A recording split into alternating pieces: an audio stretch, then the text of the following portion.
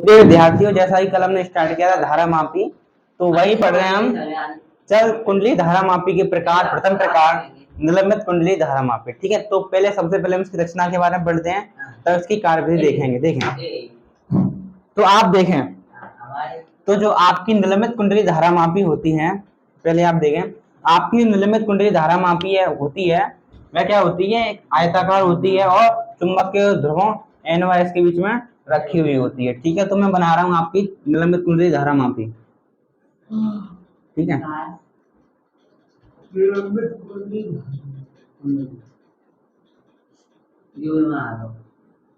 ठीक है, यह आपकी निलंबित कुंडली धारा मापी है। थोड़ा और कर देंगे इसके ऊपर।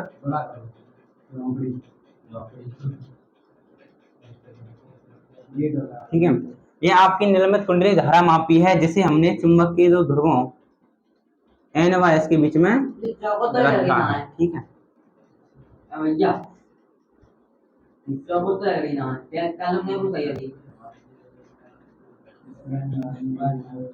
ठीक है, यह आपकी निलंबित कुंडली धारा मापी है आयताकार, जिसे हमने चुंबकीय ध्रुवों एन व एस के बीच में रखा है। ठीक है, और इसी निलंबित कुंडली धारा मापी के अंदर हम एक बेलनाकार पात्र रखते हैं।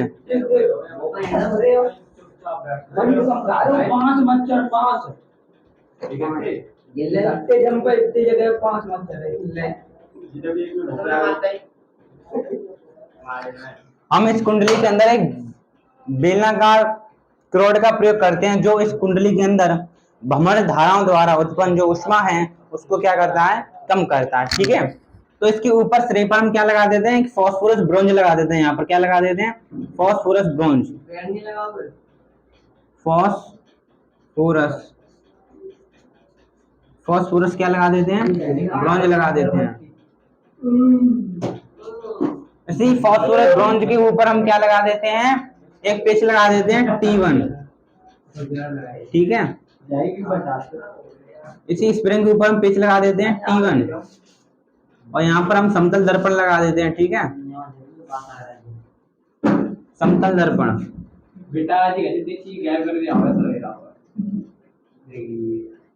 ठीक है, और इसके नीचे सिरे पर हम एक स्प्रिंग लगा देते हैं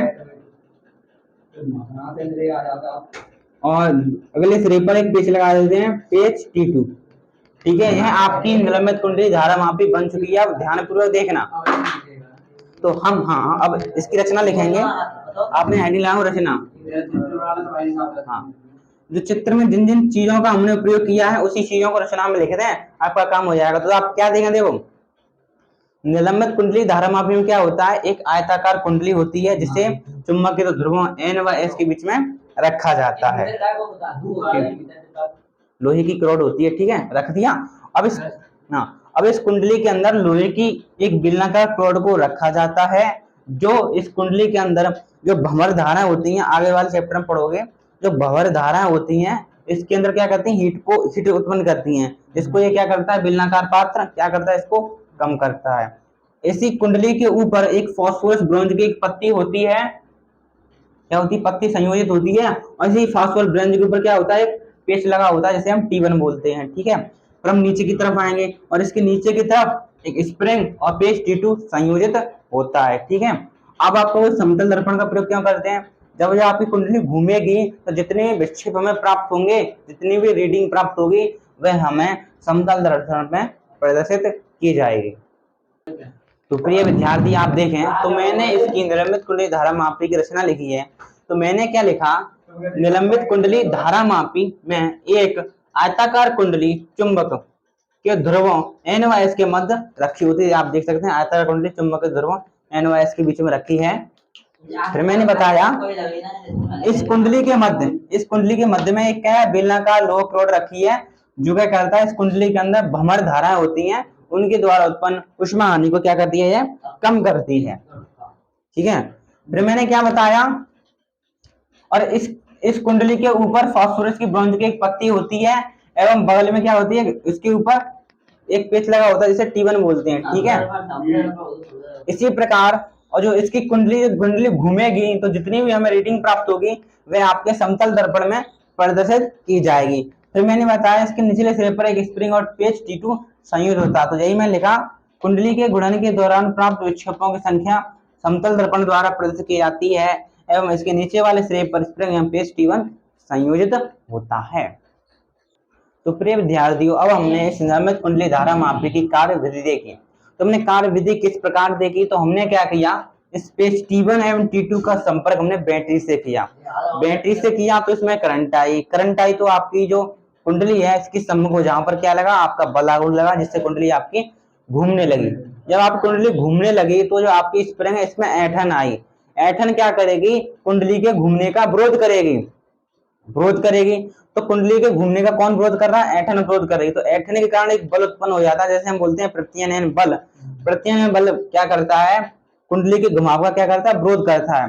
जब आपका जो प्रत्यानयन बल है बल आघूर्ण के तुल्य हो जाता है या बराबर हो जाता है तो आपकी कुंडली हिमांकी में स्थिर हो जाती है, रुक जाती है। ठीक है, इस पर आपको इतना लिखना था। फिर मैंने लिखा, जब कुंडली घूम रही थी इसमें कौन सा बल लग रहा था, आपका बल आघूर्ण लग रहा था, जिसका सूत्र क्या था, मैंने लिखाया था टाउ बराबर एम बी साइन थीटा, और एम का मान क्या था, N I A B sine theta. ठीक है, आप इसको अच्छे से नोट करेंगे तो बहुत ही सरल भाषा में लिखाया गया है। ये तो हो गया आपका वो बल आघूर्ण। तो इसका विरोध करने के लिए कौन सा बल आया, प्रत्यानयन बल आया, तो उसका भी कोई ना कोई सूत्र होगा। तो आप लिखोगे प्रत्यानयन बल, अतः प्रत्यानयन बल, आपका प्रत्यानयन बल को किससे दिखाएंगे, टाउ से दिखाएंगे। वह हो जाएगा टाउ बराबर सी फाई, और जहां सी क्या है आपका ऐंठन गुणांक,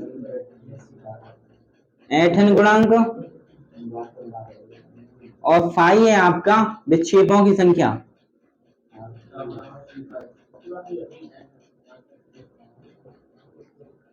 ठीक है, विक्षेपों की संख्या।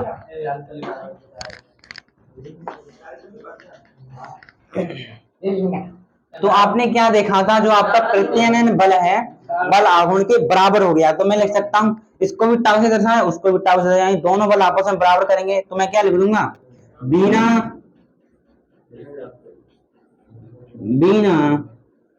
साइन थीटा बराबर सी फाई। तो आप यहां से ओनली आई का मान निकाल लें, तो आई बराबर हो जाएगा आपका सी बट्टे B N A sine theta into five. ठीक है, इंटू 5। यही आपका क्या है, यही धारा मापी का सिद्धांत है।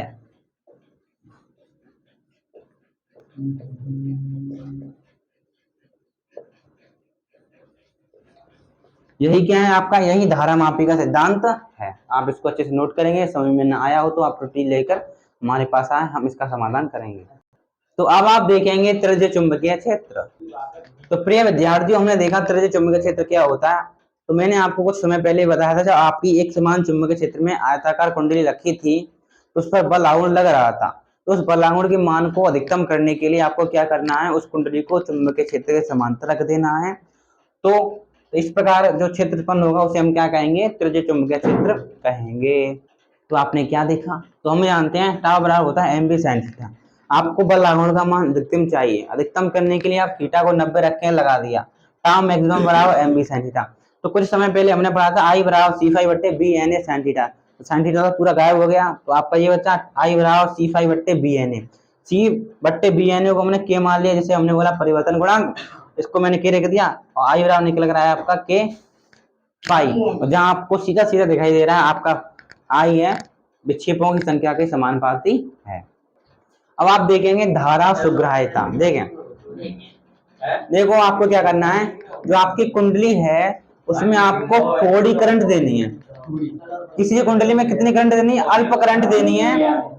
किसी कुंडली में अल्प करंट देने के कारण अधिकतम विक्षेपों की संख्या प्राप्त होना क्या कहलाएगा, आपका धारा सुग्राह्यता कहलाएगा। मतलब आपको कुंडली में अल्प धारा देनी है, इतनी अल्प धारा देनी है कि जो आपकी कुंडली में आपको ज्यादा रीडिंग प्राप्त हो। अल्प धारा देने पर अधिक विक्षेपों की संख्या प्राप्त होना धारा सुग्राह्यता कहलाएगा। ठीक है, कम धारा दो और रीडिंग आपको ज्यादा मिले तो वह क्या कहलाएगा, आपका धारा सुग्राह्यता कहलाएगा। ठीक है, समझ में आया? अल्प धारा देने पर अधिक विक्षेप प्राप्त होना। तो आप लिखोगे किसी कुंडली में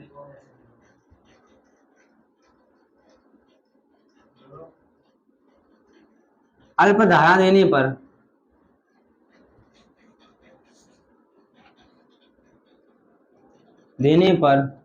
अधिक विक्षेपों की संख्या प्राप्त करना।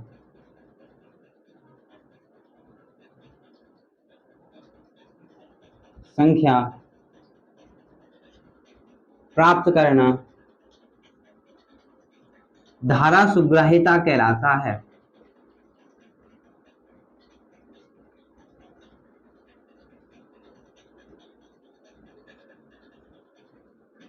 किसी कुंडली में अल्प धारा देने पर अधिक विक्षेपों की संख्या प्राप्त करना धारा सुग्राह्यता कहलाता है। और जो आपकी धारा सुग्राह्यता होती है इसे एसआई से प्रदर्शित करते हैं।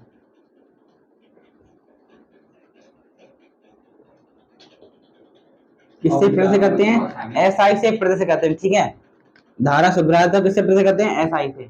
तो आपका एसआई हो जाएगा कितने विक्षेप प्राप्त हुए कितनी धारा में, यानी विक्षेप बट्टे धारा, विक्षेप बट्टे धारा क्या हो गई? आपकी धारा सुग्राह्यता हो गई। विक्षेप बट्टे धारा आपकी क्या हो गई? धारा सुग्राह्यता हो गई।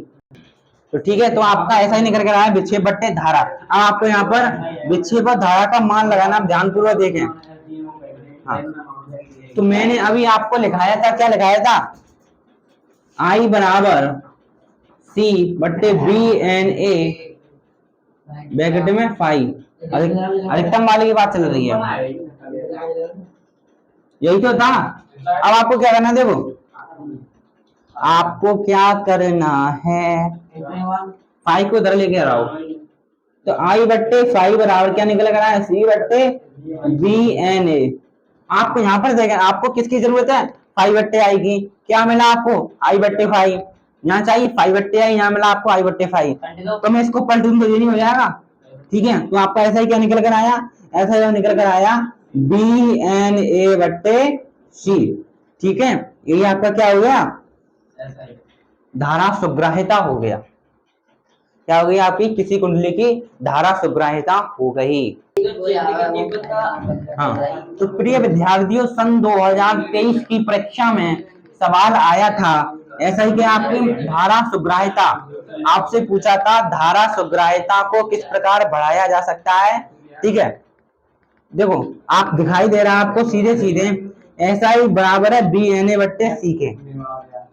ऐसा ही B के बराबर है, N के बराबर है, A के बराबर है, C के व्युत्क्रमण पाती है। देखो अगर मैं देखो B का मान बढ़ा दूं तो SI का मान भी बढ़ जाएगा, क्योंकि आपस में बराबर बराबर है।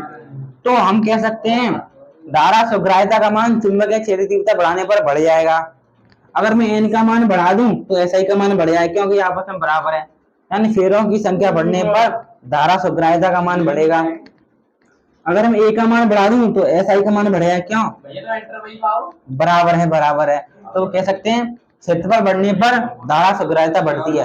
अगर मैं C बढ़ा दूं तो आपका SI घट जाएगा, क्योंकि ये इसके व्युत्क्रमानुपाती है, यानी अपोन में है, इसलिए। अब हम देखेंगे वोल्ट सुग्राह्यता, डायरेक्ट का सूत्र देखेंगे, कुछ नहीं देखेंगे। वोल्ट सुग्राह्यता को दर्शाते हैं किससे? SV से। ठीक है, ये होगा आपका विक्षेप बट्टे विभव। क्या होगा? विक्षेप बट्टे विभव। विक्षेप क्या है आपका? फाई। विभव क्या है आपका? V। आपने ओम का नियम सुना नहीं है? ओम का नियम क्या कहता है? V बराबर IR। तो आप यहां पर लगा देंगे फाई बट्टे IR। ठीक है, फाई बट्टे IR। अभी आपने देखा था ऐसा ही बराबर क्या था आपका? फाई बट्टे आई, यही तो था, यही तो था। फाई बराबर ऐसा ही बराबर फाई बट्टे आई तो था। ठीक है, तो फाई बट्टे आई की जगह आप क्या लिख लोगे? ऐसा ही लिख लोगे। तो SV बराबर SI बट्टे R। और SI का मान क्या था आपका? SV बराबर B/N/A बट्टे CR। ये क्या होगी? आपकी वोल्ट सुग्राह्यता। ठीक है, अच्छे से आप इसको नोट करेंगे। प्रिय विद्यार्थियों, आज के लिए इतना ही। धन्यवाद।